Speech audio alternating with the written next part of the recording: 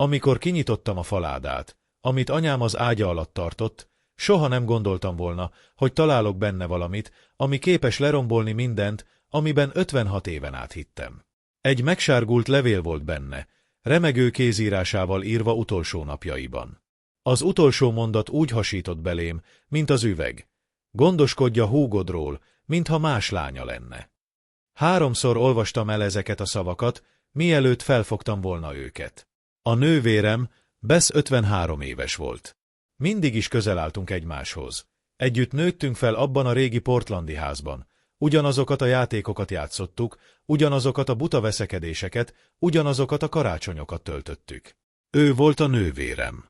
Az egyetlen nővérem. De ennek a mondatnak abszolút semmi értelme nem volt. Mielőtt folytatnám, elmondom, mit fedeztem fel aznap, egy pillanatra megállok. Ha ez a történet bármilyen módon megérint, iratkozz fel a csatornára.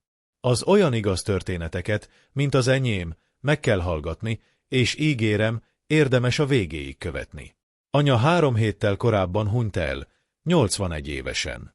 Rák. Gyors és kegyetlen. Utolsó hónapjaiban furcsává és távolságtartóvá vált. Olyan arckifejezéssel nézett Bettre, amelyet sosem tudtam megfejteni. Mintha bűntudat keveredett volna valami mélyebb, fájdalmasabb dologgal. Apa meghalt, amikor én 22 éves voltam, Bess pedig 19.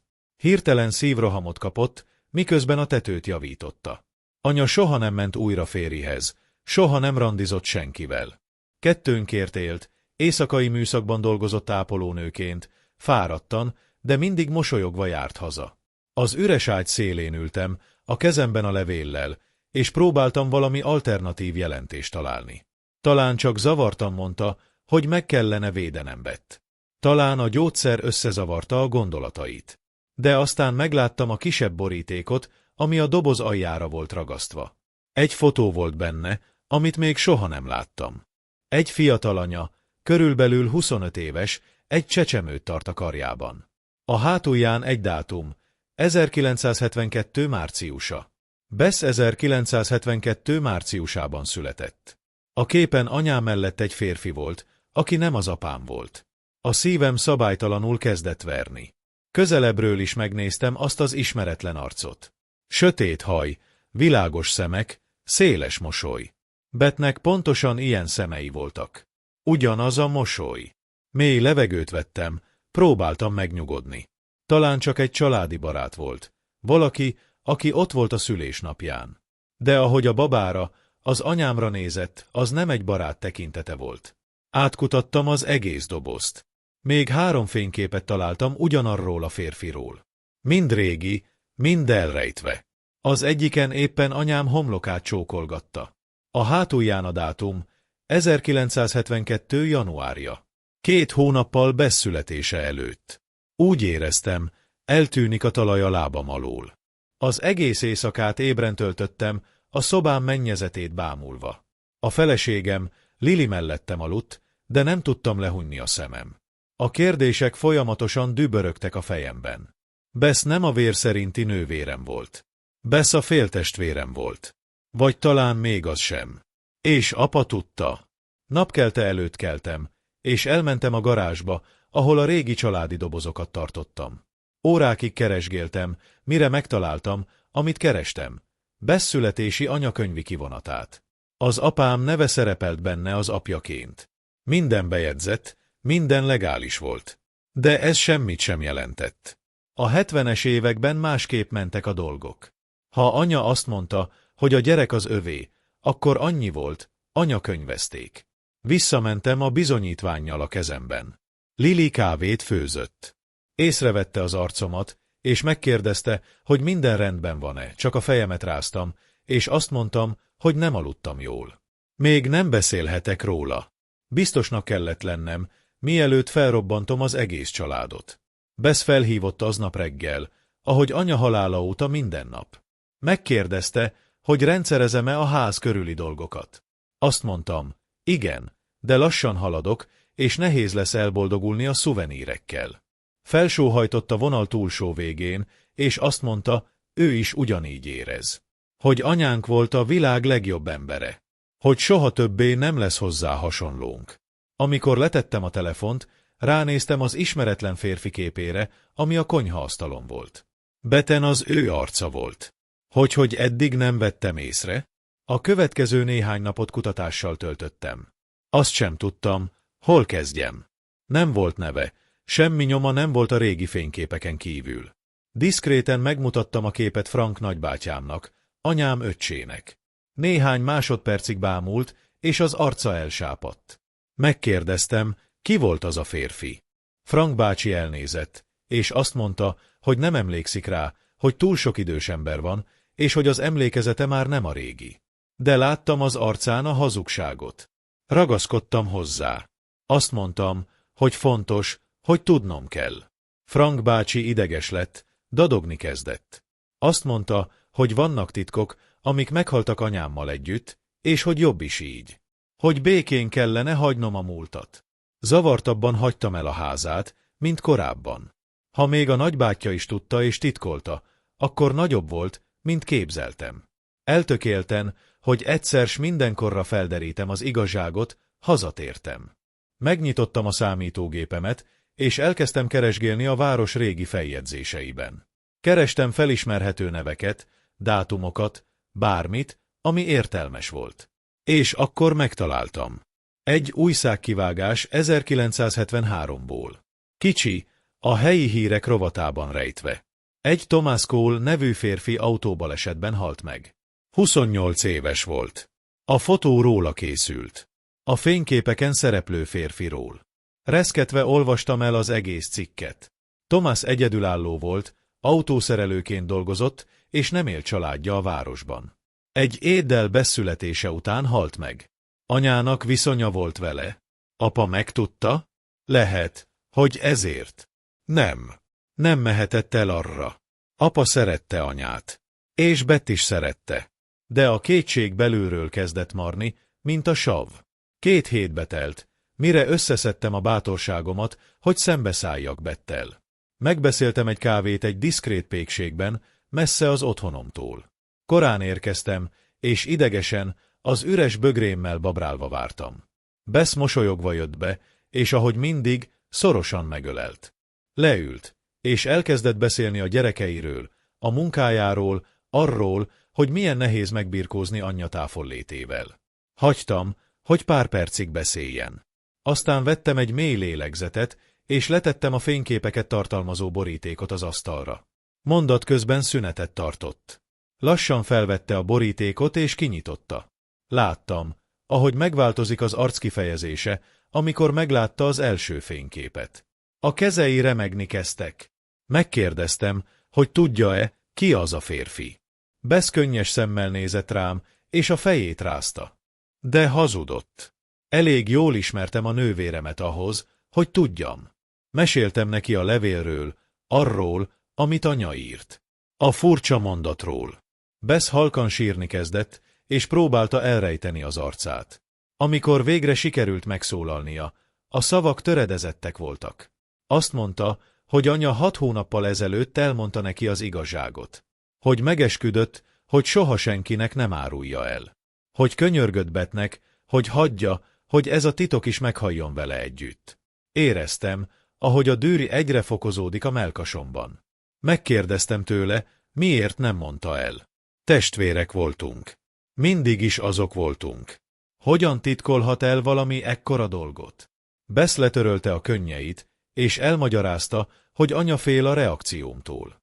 Attól fél, hogy gyűlölni fogom. Attól fél, hogy lerombolom apa emlékét.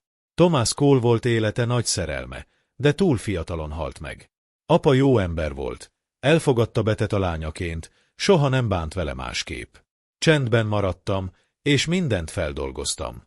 56 év hazugságban éltem. Bess nem volt a teljes értékű nővérem. És anya egy másik férfit szeretett.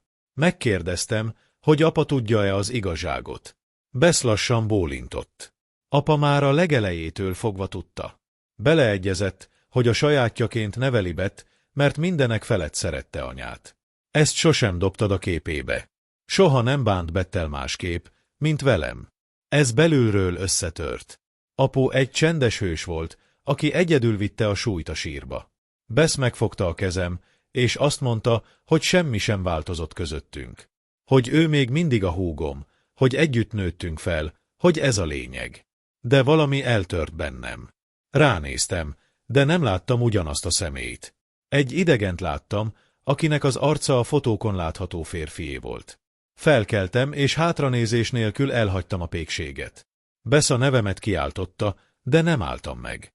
Egyedül akartam lenni. Ki kellett találnom, mit kezdjek a bombával, ami az életemben robbant fel. A következő hetek életem legrosszabbai voltak. Teljesen kerültem Bett. Nem vettem fel a hívásokat, nem válaszoltam az üzenetekre. Lili érezte, hogy valami nincs rendben, de nem gyakorolt rám nyomást. Csak ott maradt mellettem, és várta, hogy készen álljak a beszélgetésre. Órákat töltöttem régi családi fotók nézegetésével. Jeleket, különbségeket kerestem, bármit, ami megmagyarázná, hogy miért nem vettem észre korábban. Bess mindig más volt. Művészibb, érzékenyebb. Bár örököltem apám gyakorlatias oldalát, neki megvolt az álmodozó természete. Most már érthető volt. Más vér csörgedezett az ereiben. Elkezdtem mindent. Megkérdőjelezni. Minden emléket, minden pillanatot. Azt a karácsonyt, amikor apa egy drága babát és csak egy labdát adott nekem Bettnek. Azért volt, mert valójában nem is a lánya volt, és ő megpróbálta kárpótolni. Vagy csak véletlen egybeesés volt? A haragot mély szomorúság váltotta fel. Néhány hete elvesztettem az édesanyámat, és most rájöttem, hogy soha nem ismertem igazán. Hogy több mint 50 éven át hatalmas titkokat őrizgetett. Hogy minden nap rám nézett, és olyan dolgokat tudott, amiket én nem. Frank nagybátyám egy nap váratlanul megjelent a házamban. Leült a verandára, és pár percig csendben volt, mielőtt beszélni kezdett. Azt mondta, hogy anya évekig kínoszta magát ezzel a titokkal. Hogy Thomas Cole egy szerencsés véletlen volt az életében, egy boldogság pillanata a nehéz felelősség előtt. Mindössze 24 éves volt, amikor találkozott Thomasszal. Apu akkoriban sokat utazott, olajfúrótornyokon dolgozott, és néha hónapokra is elutazott. Anya magányosnak és elhagyatottnak érezte magát. Thomas megjelent, megjavította az autóját, és visszahozta a fényt az életébe. A viszony 6 hónapig tartott. Amikor anya megtudta, hogy terhes, Thomas mindent át akart venni. Azt akarta, hogy a nő elváljon tőle, hogy együtt lehessenek. De apa pontosan abban a pillanatban visszatért. És anya nem tudta tönkretenni a házasságot. Elmondta az apjának az igazat, a legrosszabbra számítva. Az apja teljesen összetört, és 3 napra eltűnt. De visszajött, és azt mondta, elfogadja. Hogy a gyereket a sajátjaként fogja felnevelni. Hogy soha többé nem fognak beszélni erről a témáról. És ígéretét élete utolsó napjáig betartotta. Frank bácsi a vállamra tette a kezét, és azt mondta, hogy apa megígértette velem, hogy Bettről is gondoskodom. Hogy az utolsó napokban, amikor a támadás után kórházban volt, a fülébe súgta, hogy mindig meg kell védenem a húgomat. Mert ő semmiért sem hibáztatható.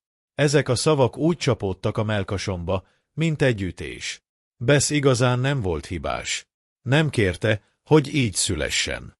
Nem kérte, hogy az elmúlt hónapokban ezt a nehéz titkot cipelje. Ugyanúgy áldozat volt, mint én. Felvettem a telefont, és 1 hónap óta először felhívtam. Bess az első csörgésre felvette. Nem szólt semmit, csak várt. Mondtam neki, hogy beszélnünk kell. Ezúttal komolyan. Egyetértett, és a hangja elcsuklott. Bettel abban a parkban találkoztam, ahol gyerekkorunkban játszottunk. Ugyanaz a rozsdás hinta még mindig ott volt, ellenállva az idő múlásának. Néhány percig csendben ültünk egymás mellett. Bess törte meg a csendet. Azt mondta, megérti a haragomat. Hogy ő is elveszettnek érezte magát, amikor anya elmondta az igazságot. Hogy napokig sírt, amíg próbálta feldolgozni. De végül rájött, hogy semmi sem számított igazán, csak a szeretet, ami mindig is köztünk volt. Ránéztem, és újra láttam a húgomat. Nem az idegent, nem a másik férfi lányát. Láttam a lányt, aki sírt, amikor 10 évesen eltörtem a karomat. A tinédzsert, aki megvédett, amikor az iskolai zaklatók sarokba szorítottak. A nőt, aki fogta a kezem, amikor Lili majdnem meghalt a lányunk születésekor. Bocsánatot kértem, hogy eltűntem. Hogy egyedül hagytam őt abban a nehéz időszakban. Bess megrázta a fejét, és azt mondta, hogy nem kell bocsánatot kérnem. Ezt tökéletesen megértette. Aztán elmeséltem neki, mit árult el Frank bácsi apáról. Arról, hogy mindent elfogadott, hogy feltétel nélkül szerette Bettet. Hogy elég erős volt ahhoz, hogy lenyelje a fájdalmat és igazi apa legyen. Bess újra sírni kezdett. De ezúttal más könnyek voltak. Hála könnyei. Azt mondta, mindig úgy érezte, hogy apa néha távolságtartó. Hogy azt gondolta, hogy valami rosszat tett. Most már megértette, hogy apa csak a saját démonaival küzd. Ott öleltem meg a húgomat abban a régi parkban. És hetek óta először éreztem békét. A vér nem számított. Nem számított, ki Thomas Cole. Az számított, hogy együtt nőttünk fel, együtt szenvedtünk, együtt szerettünk. De aztán Bess felfedett valamit, ami ismét mindent megváltoztatott. Azt mondta, hogy az elmúlt hetekben információkat keresett Thomas Cole-ról. Felfedezte, hogy a férfinak van egy még élő nővére, egy Dorothy Cole nevű nő, aki Seattle-ben él. Bess kapcsolatban állt vele. A szívem hevesen vert. Megkérdeztem, miért tette ezt. Bess elmagyarázta, hogy tudnia kell, honnan jött.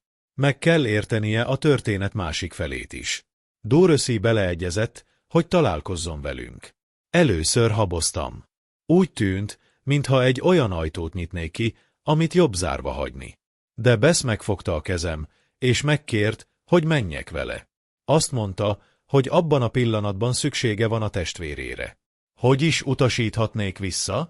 A következő hétvégére terveztük az utat. 2 órás autóút Seattle-be. 2 óra, ami egy örökké valóságnak tűnt. Dorothy egy kicsi, de otthonos házban fogadott minket. A 70-es évei elején járt, őszhaja és szeme volt, pont mint Betty, pont mint a képen. Leült velünk a nappaliban, és elkezdett beszélni Thomasról. Arról, hogy milyen vidám, álmodozó és tele tervekkel. Hogy mennyire megváltozott, miután találkozott anyánkkal. Reménytelenül beleszeretett. Dorothy azt mondta, hogy Thomas anyával és Bettel akart új életet kezdeni. Még pénzt is elkezdett gyűjteni, hogy házat vegyen. De aztán történt a baleset. Frontális ütközés egy sötét úton. Azonnal meghalt. Szeretettel nézett Bettre, és azt mondta, hogy Thomas büszke lenne arra a nőre, akivé vált. Hogy benne van az ő szelleme, az ő érzékenysége. Aztán Dorothy átnyújtott Bettnek egy régi dobozt. Bent levelek voltak.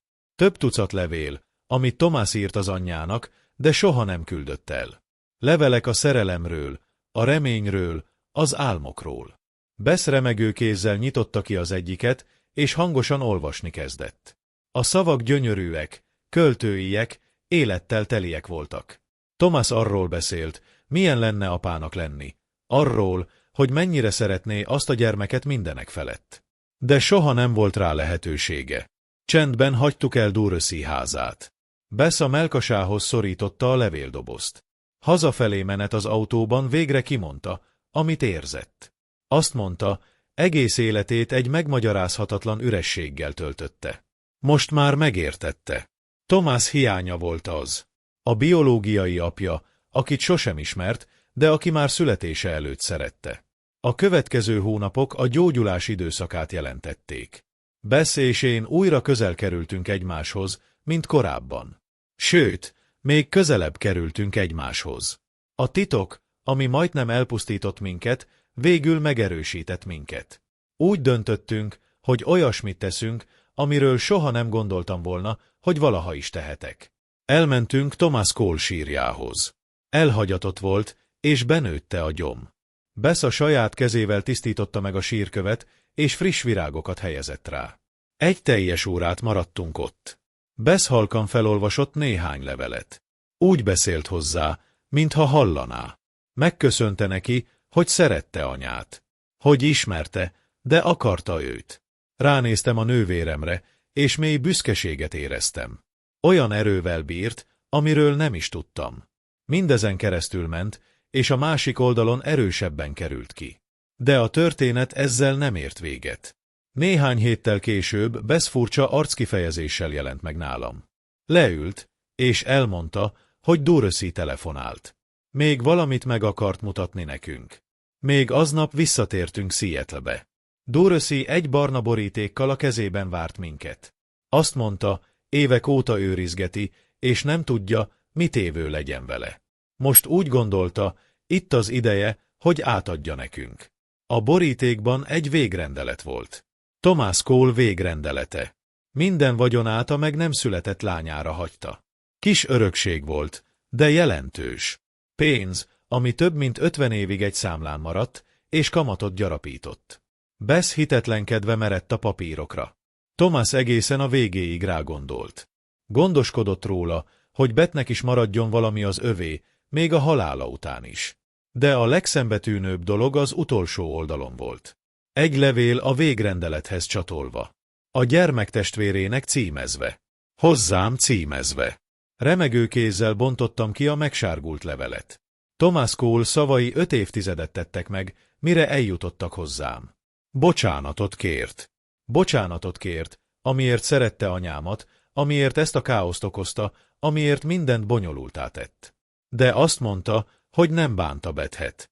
Hogy ő lenne a legszebb dolog, ami valaha történt velem. És akkor jött a kérés.